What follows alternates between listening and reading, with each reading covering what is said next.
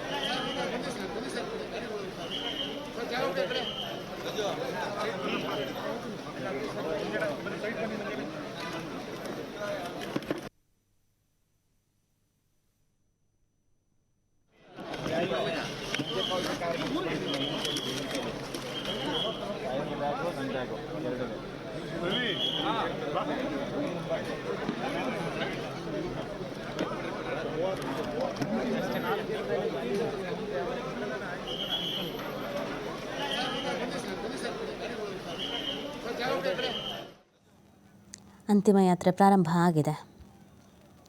ಹಾಸನಕ್ಕೆ ತೆರಳಿದ ನಂತರ ಇನ್ನು ಅಲ್ಲಿ ಅಂತಿಮ ದರ್ಶನದ ವ್ಯವಸ್ಥೆ ಅಲ್ಲೂ ಕೂಡ ಮಾಡಲಾಗಿದೆ. ನಾಳೆ ಮಧ್ಯಾಹ್ನ ತನಕ ಅಂತಿಮ ದರ್ಶನಕ್ಕೆ ವ್ಯವಸ್ಥೆ ಮಾಡಲಾಗಿದೆ. ಯಾರಿಗೂ ಸಮಸ್ಯೆ ಆಗಬಾರ್ದು, ಎಲ್ರಿಗೂ ನಾವು ಕೂಡ ಕೊನೆಯದಾಗಿ ನೋಡಿಬಿಡ್ಬೇಕು, ಒಂದು ನಮನ ಸಲ್ಲಿಸಬೇಕು ಅನ್ನೋದಿರುತ್ತೆ. ಹಾಗಾಗಿ ಏನು ಗೊಂದಲ ಆಗಬಾರ್ದು ಅಂತ ಅಲ್ಲಿ ಜಿಲ್ಲಾಡಳಿತ ವ್ಯವಸ್ಥೆ ಮಾಡಿದೆ. ಆಸನದ ವ್ಯವಸ್ಥೆ ಕೂತ್ಕೊಳ್ಳೋದಕ್ಕೆ, ಆಮೇಲೆ ಗಣ್ಯಾತಿ ಗಣ್ಯರು ಬರೋ ಚಾನ್ಸಸ್ ಇರುತ್ತೆ ಅಲ್ವಾ. ಹಾಗಾಗಿ ಹೆಲಿಪ್ಯಾಡ್ಗಳ ವ್ಯವಸ್ಥೆಯನ್ನು ಕೂಡ ಮಾಡಲಾಗಿದೆ. CM ಕೂಡ ನಾಳೆ ತೆರಳಬಹುದು. ಮತ್ತು ಕೇಂದ್ರದ ಕೆಲವು ನಾಯಕರುಗಳು ಬರಬಹುದಾದ ಚಾನ್ಸಸ್ಗಳು ಕೂಡ ಇರುತ್ತೆ. ದೇವೇಗೌಡರು ಮತ್ತು ಕುಮಾರಸ್ವಾಮಿಯವರು ಇಬ್ಬರಿಗೂ ಕೂಡ ಕೇಂದ್ರದಲ್ಲೂ ಕೂಡ ಅನೇಕರು ರಾಜಕೀಯ ಸ್ನೇಹಿತರಿದ್ದಾರೆ, ಬೇರೆ ಬೇರೆ ರಾಜ್ಯದವರು ಕೂಡ ಇದ್ದಾರೆ. ಹಾಗಾಗಿ ಬರಬಹುದಾದಂಥ ಸಾಧ್ಯತೆ ಇದೆ. ಹೆಲಿಪ್ಯಾಡ್ಗಳ ವ್ಯವಸ್ಥೆಯನ್ನು ಕೂಡ ಮಾಡಿದೆ ಜಿಲ್ಲಾಡಳಿತ. 2-3 ಹೆಲಿಪ್ಯಾಡ್ಗಳ ವ್ಯವಸ್ಥೆಯನ್ನು ಮಾಡಿರೋದು. ಮತ್ತು ಕುತ್ಕೊಳ್ಳೋದಕ್ಕೆಲ್ಲ ಆಸನದ ವ್ಯವಸ್ಥೆ, ಆಮೇಲೆ ಈ ಟ್ರಾಫಿಕ್ ಕಿರಿಕಿರಿ ಆಗಬಾರ್ದು, ಸಮಸ್ಯೆ ಆಗಬಾರ್ದು ಅಂತ ನಾರ್ಮಲ್ಲಾಗಿ ಹಾಸನ, ಮೈಸೂರು ಈ ರೋಡಲ್ಲಿ ಓಡಾಡೋರಿಗೆಲ್ಲ ಬದಲಿ ಮಾರ್ಗದ ವ್ಯವಸ್ಥೆ ಇದೆಲ್ಲ ಮಾಡಿದ್ದಾರೆ. ಮೊದಲಿಗೆ ಚೆನ್ನಮ್ಮ ಅವರ ತವರು ಮನೆಯ ಊರು, ಅಲ್ಲಿಗೆ ಪಾರ್ಥಿವ ಶರೀರ ತೆರಳುತ್ತೆ. ಅಂದರೆ ಬೈ ರೂಟಲ್ಲಿ, ಅಂದರೆ ಮಾರ್ಗ ಮಧ್ಯದಲ್ಲೇ ಸಿಗುತ್ತೆ. ಅಲ್ಲೊಂದು ಸ್ವಲ್ಪ ಹೊತ್ತುಗಳ ಕಾಲ ನಿಲ್ಲಿಸಬಹುದೇನೋ ಗೊತ್ತಿಲ್ಲ, ಕುಟುಂಬಸ್ಥರು ಏನು ಪ್ಲ್ಯಾನ್ ಮಾಡ್ಕೊಳ್ತಾರೆ ಅಂತ. ತವರು ಮನೆಯವರು ಕೂಡ ಮಾತಾಡ್ತಾ ಹೇಳ್ತಾ ಇದ್ರು, ಎರಡೂ ದೊಡ್ಡ ಕುಟುಂಬವನ್ನು ನಮ್ಮ ಅಕ್ಕ ಬಹಳ ಚೆನ್ನಾಗಿ ನಿಭಾಯಿಸಿದ್ರು, ನಮಗೆ ಅಕ್ಕ ಅಲ್ಲ ತಾಯಿ ಥರ ಅಂತೆಲ್ಲ ಹೇಳ್ತಾ ಇದ್ರು. ಅವ್ರಿಗೂ ಒಂದು ಆಸೆ ಇರುತ್ತೆ ಅಲ್ವಾ, ಇಲ್ಲೊಂದು 10 ನಿಮಿಷ ಆದರೂ ಪಾರ್ಥಿವ ಶರೀರವನ್ನು ಇಲ್ಲಿ ಇರಿಸ್ಕೊಳ್ಬೇಕು ಅಂತ. ಹಾಗಾಗಿ ಗೊತ್ತಿಲ್ಲ ಕುಟುಂಬಸ್ಥರು ಏನು ಪ್ಲ್ಯಾನ್ ಮಾಡ್ತಾರೆ ಅಂತ. ನೋಡಿ ಜನಸಾಗರ, ನೋಡಿ ದೃಶ್ಯದಲ್ಲಿ ನೋಡಿ ಯಾವ ಪ್ರಮಾಣದಲ್ಲಿ ಜನರು ಆಗಮಿಸಿದ್ದಾರೆ ಅಂತ. ಚೆನ್ನಮ್ಮ ಏನು ಜನಪ್ರತಿನಿಧಿ ಅಲ್ಲ, MLA ಅಲ್ಲ, MP ಅಲ್ಲ, ಆದರೂ ಯಾಕೆ ಈ ಪ್ರಮಾಣದಲ್ಲಿ ಜನ ಅಂದರೆ, ದೇವೇಗೌಡರು ಮನೆಗೆ ಹೋಗೋರು ಎಲ್ರಿಗೂ ಚೆನ್ನಮ್ಮ ಅವರ ಪ್ರೀತಿ, ನಡತೆ, ಅವರ ಗುಣ, ಅವರ ಮಾತು, ಮಮಕಾರ, ವಾತ್ಸಲ್ಯ ಇದು ಹೇಗೆ ಅಂತ ಗೊತ್ತು. ಬಂದ್ರಾ ಕೂತ್ಕೊಳ್ಳಿ, ಊಟ ಮಾಡ್ಕೊಂಡು ಹೋಗಬೇಕು ಅಂತ ಬಾಯಿ ತುಂಬ ಹೇಳ್ತಾ ಇದ್ದಿದ್ದ ತಾಯಿ, ಅಂಥ ಮಹಾತಾಯಿ. ಅಲ್ಲಿರೋರು ಎಲ್ಲರೂ ಅದನ್ನೇ ಹೇಳೋದು, ನಮಗೆ ಕೈ ತೂತು ಕೊಟ್ಟಿದ್ರು, ನಮಗೆ ಊಟ ಕೊಟ್ಟಿದ್ರು, ನಮಗೆ ಸ್ವೀಟ್ ತಿನ್ನಿಸಿದ್ರು, ನಮಗೆ ದೇವರು ಪ್ರಸಾದ ಕೊಟ್ಟಿದ್ರು, ಈ ಥರ ಹೇಳ್ತಾರೆ. ಆ ಒಂದು ಋಣಕ್ಕಾದ್ರೂ ನಮ್ಮಲ್ಲಿ ಇವನ್ನೆಲ್ಲ ನಾವು ತುಂಬ ನಂಬ್ತೀವಲ್ಲ, ಅಯ್ಯೋ ಅನ್ನದ ಋಣ, ಅಯ್ಯೋ ಮರೆಯೋಕ್ಕಾಗತ್ತಾ, ಒಂದು ಹೊತ್ತಿನ ಊಟ ಸಿಕ್ಕಿತ್ತು, ಆ ಥರದ್ದೆಲ್ಲ ಭಾವನೆಗಳನ್ನು ಇಟ್ಕೊಂಡು ಬಂದವರು. ಇನ್ನು ಕೆಲವರು ದೇವೇಗೌಡರ ಮೇಲಿನ ಗೌರವ, ಪ್ರೀತಿ, ಕಾಳಜಿ, ಅಯ್ಯೋ ದೊಡ್ಡ ಗೌಡ್ರ ಮುದ್ದಿನ ಮಡದಿ ಹೀಗಾಗ್ಬಿಟ್ರು, ಗೌಡ್ರು ಎಷ್ಟು ಕಣ್ಣೀರು ಹಾಕ್ತಿದ್ದಾರೋ, ಹೋಗಬೇಕಪ್ಪ ನಾವು ಅಂತ ಬಂದವರಿದ್ದಾರೆ. ಹೀಗೆ ಅಪಾರ ಸಂಖ್ಯೆಯಲ್ಲಿ ಜನರು ಆಗಮಿಸಿರುವಂಥದ್ದು. ಅವರಿಗೆ ಬೆಂಗಳೂರಿನ ಪದ್ಮನಾಭನಗರದಿಂದ ಬೀಳ್ಕೊಡುಗೆ ಅಂತ ಹೇಳೋದು, ಏನು ಹೇಳೋದು ಇದಕ್ಕೆ ನಾವು, ಒಂದು ಭಾವನಾತ್ಮಕ ಸನ್ನಿವೇಶ. ಈ ಮಹಾತಾಯಿ ಎಲ್ಲವನ್ನೂ ನೋಡಿಕೊಂಡು ತನ್ನ ಗಂಡನಿಗೆ ಬೆನ್ನೆಲುಬಾಗಿ ಇದ್ದ ಕಾರಣಕ್ಕಾಗಿಯೇ ಇವತ್ತು ರಾಜ್ಯದಲ್ಲಿ ನಾವು ಪ್ರಧಾನಿ, ಮುಖ್ಯಮಂತ್ರಿ, ಸಂಸದರು, ಶಾಸಕರು ಅನ್ನುವಂಥವರನ್ನು ಪಡ್ಕೊಂಡಿದ್ದೀವಿ. ಚೆನ್ನಮ್ಮ ಅವರೇನಾದ್ರು ಸ್ಟ್ರಿಕ್ಟ್ ಆಗಿಬಿಟ್ಟಿದ್ರೆ, ಇಲ್ಲ ರಾಜಕೀಯ ಎಲ್ಲ ಬೇಡ ಅಂತ ಹೇಳಿಬಿಟ್ಟಿದ್ರೆ ಯಾರೂ ಬರ್ತಾನೆ ಇರಲಿಲ್ಲ, ಜನಸೇವೆಯನ್ನು ಯಾರೂ ಮಾಡ್ತಾನೇ ಇರಲಿಲ್ಲ. ಮತ್ತು ಈ ಪದ್ಮನಾಭ ನಗರದಲ್ಲಿ ಎಷ್ಟೆಲ್ಲ ವಿಚಾರಗಳು ಡಿಸ್ಕಸ್ ಆಗಿದೆ. ಯಾವ ವಿಚಾರಕ್ಕೂ ತಲೆ ಹಾಕಿದಂಥ ಮಹಿಳೆ ಅಲ್ಲ. ಅಥವಾ ನಾನು ಪ್ರಧಾನಿಗಳ ಹೆಂಡತಿಯಾಗಿದ್ದವರು, ಮಾಜಿ ಪ್ರಧಾನಿ ಹೆಂಡತಿ, ನಾನು CM ಅವರ ತಾಯಿ, ಆ ದರ್ಪವೂ ತೋರಿಸಿದವರಲ್ಲ. ತಾವಾಯಿತು, ತಮ್ಮ ಕೆಲಸ ಆಯಿತು, ಅಷ್ಟೇ. ದೇವ್ರ ಮನೆ, ಅಡುಗೆ ಮನೆ ಬಿಟ್ಟರೆ ದೇವಸ್ಥಾನ, ಅದು ಬಿಟ್ಟರೆ ಯಾವುದಾದ್ರೂ ಕುಟುಂಬ.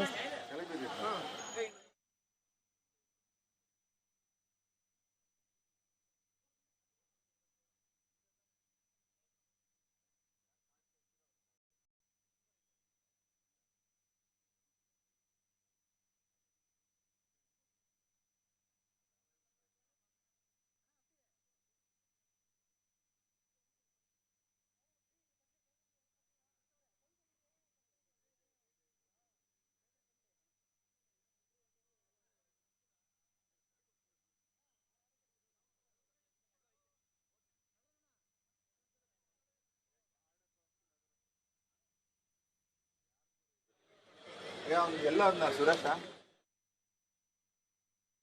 ಕಾರ್ಡೇ ತೋರಿಸ್ತಾ ಇಲ್ಲ.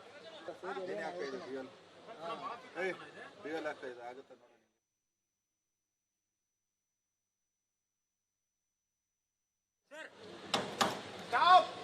ಯಾಕ ಆ ಗಾಡಿ ಸ್ಟಾಪ್ ಆಗೈತಲ್ಲ. Slow slow slow.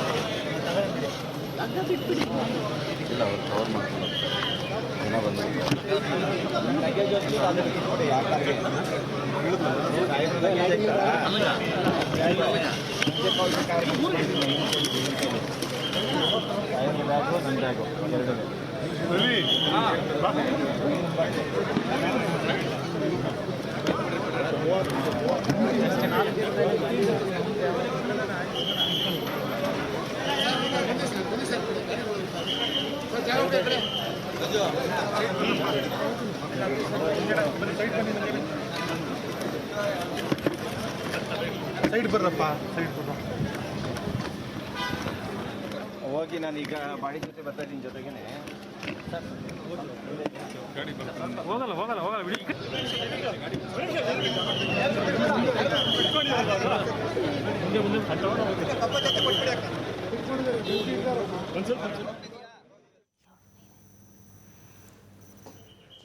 ಅಂತಿಮ ಯಾತ್ರೆ ಪ್ರಾರಂಭ ಆಗಿದೆ. ದೃಶ್ಯದಲ್ಲಿ ಗಮನಿಸ್ತಾ ಇದ್ದೀರಾ ನೀವು.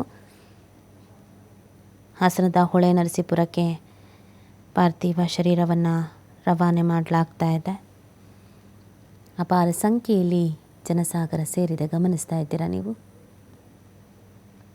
ಒಂದು ಮನೆಯನ್ನು ನಿಭಾಯಿಸೋದು, ಮನೆಯಲ್ಲಿರುವಂಥ ಕುಟುಂಬದ ಸದಸ್ಯರನ್ನು ನಿಭಾಯಿಸೋದು ಇದೆಯಲ್ಲ, ಅಷ್ಟು ಸುಲಭ ಅಲ್ಲ. ನಾವು ಆರಾಮಾಗಿ ಹೇಳ್ತೀವಿ, ಏನಿಲ್ಲ ಮನೇಲಿ ಇರ್ತಾರೆ. ಆದರೆ ಯಾರ್ಯಾರಿಗೆ ಏನೇನು ಯಾವ್ಯಾವ ಟೈಮಿಗೆ ಬೇಕು ಅದನ್ನು ನೋಡಿಕೊಂಡು ಅವರ ಆರೈಕೆ. ಇವತ್ತು ನಾವು ದೇವೇಗೌಡರು ದೀರ್ಘಾಯುಷಿ ಅಂತ ಹೇಳ್ತೀವಿ, ನೋಡಿ ಎಷ್ಟು ಗಟ್ಟಿ ಇದ್ದಾರೆ, ಎಷ್ಟು ಖಡಕ್ಕಾಗಿ ಮಾತಾಡ್ತಾರೆ ಅಂತೀವಿ. ಅದಕ್ಕೆ ಕಾರಣ ಯಾರು? ಚೆನ್ನಮ್ಮ ಅವರು. 72 ವರ್ಷದಿಂದ ಒಟ್ಟಿಗೆ ಜೀವನ ಮಾಡ್ತಾಯಿದ್ದಾರೆ. 17 ವರ್ಷ ಚೆನ್ನಮ್ಮ ಅವರು ಮದುವೆ ಆಗುವಾಗ ದೇವೇಗೌಡರನ್ನು. ಅಂದಿನಿಂದ ಈ ಕ್ಷಣದವರೆಗೂ ಗಂಡನ ಬಗ್ಗೆಯೇ ಯೋಚನೆ ಮಾಡ್ತಿದ್ದಂಥ ಜೀವ ಇದು. ತಿಂದ್ರಾ, ಎಲ್ಲಿದ್ದೀರಾ, ಊಟ ಮಾಡೋದಕ್ಕೆ ಬನ್ನಿ, ನಿಮ್ಮಿಷ್ಟದ ಅಡುಗೆ ಮಾಡಿದ್ದೀನಿ, ಮುದ್ದೆ ಮಸಪ್ಪು ಅಂತಂದರೆ ದೇವೇಗೌಡ್ರಿಗೆ ಪ್ರಾಣ. ಕಾಲಕ್ಕೆ ತಕ್ಕಂಗೆ ಊಟ ಮಾಡಿ, ಸಮಯಕ್ಕೆ ತಕ್ಕಂಗೆ ಊಟ ಮಾಡಿ ಅಂತ ಹೇಳಿ ನೆನಪಿಸಿ ಅವ್ರಿಗೆ ತಿನ್ನಿಸಿ ತಾನು ಆಮೇಲೆ ದೇವರ ಪೂಜೆ ಇನ್ನೊಂದು ಮತ್ತೊಂದು ಅಂತ ನೋಡ್ಕೊಳ್ತಾ ಇದ್ದಂಥವ್ರು. ಕಂಪ್ಲೀಟಾಗಿ ಒಂದು ಹೆಣ್ಣು ಮಗಳು ತನ್ನ ಗಂಡ, ತನ್ನ ಮಕ್ಕಳು, ತನ್ನ ಸಂಸಾರಕ್ಕಾಗಿ ಹೇಗೆ ಜೀವ ತೇಯ್ತಾಳೆ ಅನ್ನೋದನ್ನು ನಾವು ಕೇಳ್ತಾ ಇದ್ವಿ. ಅದನ್ನು ಕಣ್ಣಾರೆ ನೋಡಿರೋದು ಚೆನ್ನಮ್ಮ ಅವರಿಂದ. ಅಂದರೆ ಆ ಥರ ಇದ್ದಂಥ ವ್ಯಕ್ತಿತ್ವ. ಇವತ್ತು ಹೇಗಿದ್ದೀವಿ ಅನ್ನೋದು ಎಲ್ರಿಗೂ ಗೊತ್ತಿದೆ. ಆದರೆ ಚೆನ್ನಮ್ಮ ಅವರು ಎಲ್ಲರಿಗಿಂತ ಡಿಫ್ರೆಂಟ್ ಅಂತ ಅನ್ಸೋದು ಇದೇ ಕಾರಣಕ್ಕಾಗಿಗೆ.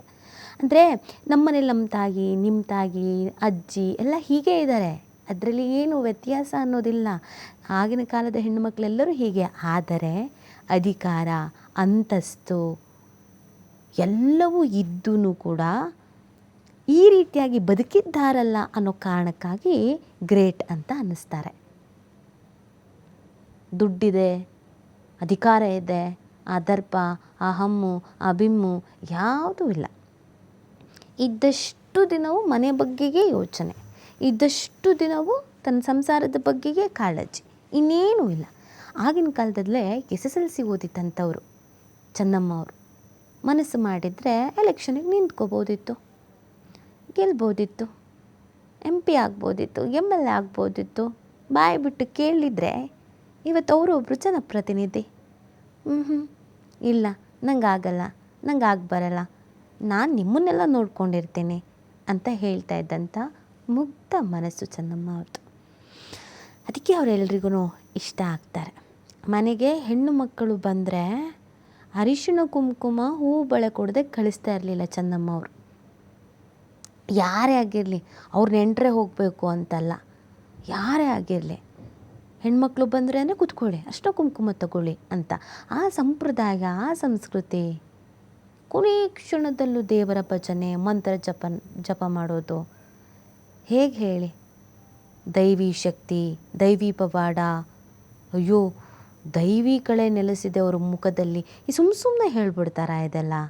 ಅದೆಲ್ಲವೂ ಚೆನ್ನಮ್ಮನವರಲ್ಲಿ ಇತ್ತು. ಅದು ಸುಮ್ಮನೆ ಬರಲ್ಲ.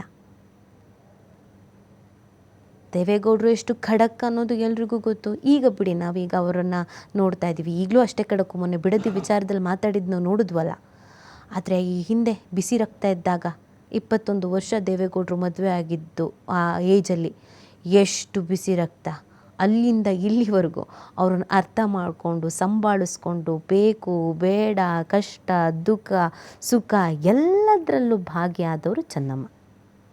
ಎಲ್ಲದರಲ್ಲೂ ಪಾಲುದಾರಿಕೆ ಚೆನ್ನಮ್ಮನವ್ರಿಗೆ. ಹೇಗೆ ಸಾಧ್ಯ ಆಯಿತು? ದೆಹಲಿಗೆ ಹೋಗಬೇಕಾಗಿ ಬಂತು. ಹುಟ್ಟಿದ್ದಿದ್ದು ಯಾವುದೋ ಗ್ರಾಮದಲ್ಲಿ. ಪ್ರಧಾನಿ ಅಂತ ಅಂದಾಗ ದೆಹಲಿಗೆ ಹೋಗಬೇಕಾಯಿತು, ಮತ್ತು ಬೆಂಗಳೂರಿಗೆ ಬರಬೇಕಾಯಿತು. ಎಲ್ಲವನ್ನು ಓಕೆ ಆಯಿತು, ನೀವೆಲ್ಲಿರ್ತೀರೋ ನಾನು ಅಲ್ಲೇ ಇರ್ತೀನಿ. ಆ ಥರದ್ದೊಂದು ವ್ಯಕ್ತಿತ್ವ. ಅದಕ್ಕೆ ಅವರಿವತ್ತು ಈ ಪ್ರಮಾಣದಲ್ಲಿ ಜನಸಂಪಾದನೆಯನ್ನು ಮಾಡಿದ್ದಾರೆ ಅಂತ ಹೇಳ್ತಾ ಇರೋದು. ಇದೀಗ ಅವರ ಪಾರ್ಥಿವ ಶರೀರ ಅಂತಿಮ ಯಾತ್ರೆ ಇದು, ನೀವು ಗಮನಿಸ್ತಾ ಇದ್ದೀರಾ. ಪದ್ಮನಾಭನಗರ ದಾಟೋ ತನಕ ಮೋಸ್ಟ್ಲಿ ಹೀಗೆ ಇರುತ್ತೆ. ಆಮೇಲೆ ಸ್ವಲ್ಪ ಸ್ಪೀಡ್ ಆಗುತ್ತೆ. ಮತ್ತು ನಿಮಗೆ ಹಾಸನ ನಿಯರ್ ಬೈ ಅಂತ ಬಂದಾಗ ಮತ್ತೆ, ಯಾಕಂದರೆ ಅಲ್ಲಿ ಜನರು ಕಾಯ್ಕೊಂಡು ನಿಂತಿದ್ದಾರೆ. ಮನೆಯಲ್ಲೂ ಕಾಯ್ತಾ ಇದ್ದಾರೆ. ಚೆನ್ನಮ್ಮ ಅವರ ಪಾರ್ಥಿವ ಶರೀರ ಬರುತ್ತೆ, ಅಂತಿಮ ನಮನ ಸಲ್ಲಿಸಬೇಕು, ಅಂತಿಮ ದರ್ಶನ ಪಡ್ಕೊಳ್ಬೇಕು ಅಂತ. ಹಾಗಾಗಿ ಪ್ರತಿಯೊಬ್ಬರ ಮನೆಯಲ್ಲೂ ಚೆನ್ನಮ್ಮ ಅವ್ರ ಹೆಸರು ಹೇಳೋರೊಬ್ಬರು ಇದ್ದಾರೆ. ಯಾಕೆ ಅಂದರೆ ಒಂದಲ್ಲ ಒಂದು ಸಹಾಯ ಮಾಡಿದ್ದಾರೆ, ಸಹಾಯ ಪಡ್ಕೊಂಡಿದ್ದಾರೆ. ಅದೇ ಆಗಲೇ ಹೇಳ್ತಾ ಇದ್ದೆ, ಮನೆಯಲ್ಲಿರೋಂಥ ಯಜಮಾನ ದೊಡ್ಡದ್ರ ಬಗ್ಗೆ ಆಲೋಚನೆ ಮಾಡ್ತಾ ಇರ್ತಾರೆ. ದೇವಸ್ಥಾನ ಕಟ್ಟೋದಕ್ಕೆ ಅಷ್ಟು ಕೊಡಬೇಕು, ಹಾಸ್ಟೆಲ್ ಕಟ್ಟೋದಕ್ಕೆ ಅಥವಾ ಮೋರಿ ಸರಿಪಡಿಸ್ಬೇಕು, ಇನ್ನೊಂದು ಮತ್ತೊಂದು. ಈ ಸಣ್ಣ ಪುಟ್ಟದ್ದಿರುತ್ತೆ ನೋಡಿ. ಮನೇಲಿ ಮಗಳು ಮದುವೆ, ರೇಷನ್ ಇಲ್ಲ, ಮಗಳಿಗೆ ಓದಿಸ್ಬೇಕು, ದುಡ್ಡಿಲ್ಲ, ಇನ್ನೊಂದು ಮತ್ತೊಂದು, ಸೀಮಂತ, ಬಾಣಂತನ, ಆ ಥರದ್ದೆಲ್ಲ ಕಷ್ಟಗಳನ್ನು ಹೆಣ್ಮಕ್ಳು ಹೇಳ್ಕೊಳ್ತಾ ಇದ್ದಿದ್ದೆ ಚೆನ್ನಮ್ಮ ಅವ್ರ ಹತ್ರ. ಅಕ್ಕಪಕ್ಕದ ಮನೆಯವರು, ಆ ಊರಿನವ್ರು. ಚೆನ್ನಮ್ಮ ಗೌಡ್ರಿಗೆ ಗೊತ್ತಿಲ್ಲದೇ ಸಹಾಯ ಮಾಡ್ತಾಯಿದ್ರು, ಮದುವೆ ಸುಸೂತ್ರವಾಗಿ ಆಗಬೇಕು ಅಂತ. ಇದು ಎಲ್ಲ ಕಡೆಯಲ್ಲೂ ಇರುತ್ತೆ. ನೀವು ನೋಡಿ ಬೇಕಾದ್ರೆ ನಿಮ್ಮ ಅಜ್ಜಿ, ನಿಮ್ಮ ತಾಯಿ ಹತ್ರ ಕೇಳಿ ನೋಡಿ.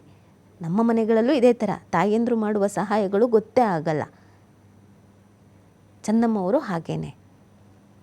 ದೇವೇಗೌಡ್ರನ್ನ ಭೇಟಿ ಮಾಡೋಕ್ಕಾಗಿಲ್ಲ ಅಂದರೆ ಚೆನ್ನಮ್ಮ ಅವರನ್ನು ಭೇಟಿಯಾಗಿ ನಮ್ಮೂರಿಗೊಂದು ರಸ್ತೆ ಬೇಕಿತ್ತು, ದಯವಿಟ್ಟು ಮಾಡಿಕೊಡು ತಾಯಿ, ಮಾತಾಡಿಸು ತಾಯಿ ಅಂತ ಹೇಳಿದ್ರೆ ತಪ್ಪದೇ ಕರ್ಕೊಂಡೋಗಿ ದೇವೇಗೌಡ್ರ ಹತ್ರ ಮಾತಾಡ್ಸೋರಂತೆ.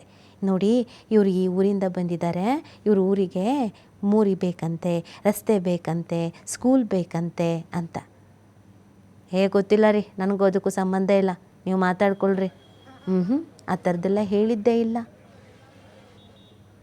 ಎಲ್ಲರ ಮೇಲೂ ಪ್ರೀತಿ, ಎಲ್ಲರ ಮೇಲೂ ಕಾಳಜಿ, ಎಲ್ಲರ ಮೇಲೂ ಗೌರವ. ನಾವು ದೊಡ್ಡವರು, ಅವ್ರು ಸಣ್ಣವರು, ನಾವು ಶ್ರೀಮಂತರು, ಇನ್ನೊಂದು ಮತ್ತೊಂದು ಇಲ್ಲವೇ ಇಲ್ಲ. ಅದೆಲ್ಲ ಗೊತ್ತೇ ಇಲ್ಲ. ಅದಕ್ಕೆ ಅವ್ರು ಇವತ್ತು ಗ್ರೇಟ್ ಅಂತ ಅನ್ನಿಸ್ಕೊಳ್ತಾ ಇದ್ದಾರೆ.